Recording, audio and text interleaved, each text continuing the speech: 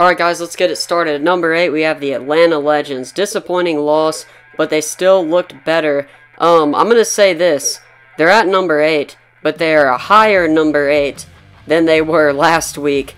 They got destroyed by the Apollos, but they came back and had a pretty good game. Matt Sims looked a lot better. So, they're better. They're a better number 8 than they were last week, if that makes any sense. Alright guys, coming at number 7. Same as last week, Memphis Express, but they looked better. Zach Stacy looked incredible running the ball. The defense was good. They had a shutout going against Arizona, lost the lead, and eventually lost the game. I'm going to go out on a limb here and say Christian Hackenberg just can't throw the ball. He had a great running touchdown, but something with throwing the ball on Christian Hackenberg doesn't add up. That puts them down at number 7. Alright guys, coming in at number 6, we have the Salt Lake City Stallions. Really not a bad showing. They started off really well against Birmingham, but let Birmingham creep back in with big special teams play, returned for a touchdown. But Salt Lake, they really look good. If this were a power ranking, I'd probably have them higher, because I do think they're better than number 6. But since they haven't beat any of the teams they've played, I can't rank them higher than this. They do have a chance to show up this week against Arizona, so that'll be exciting.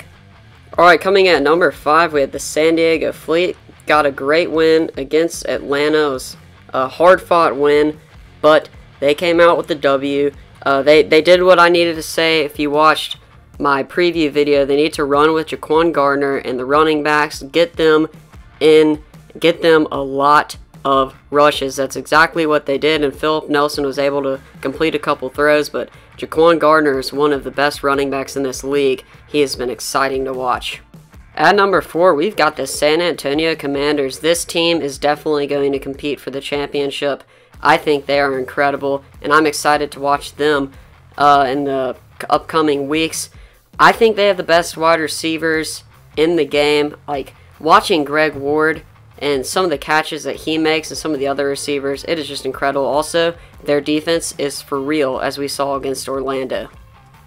Alright, coming in at number 3, we've got the Birmingham Iron. Now, if this was a power ranking, I would probably have the Iron lower than San Antonio. But the thing is, the Iron won. So since this is a poll ranking, they've got to be higher. They needed a lot of help from the special teams at Salt Lake City. A fumble and a couple missed kicks really kept them in this game. They got kind of lucky. The offense didn't look that great. The defense did.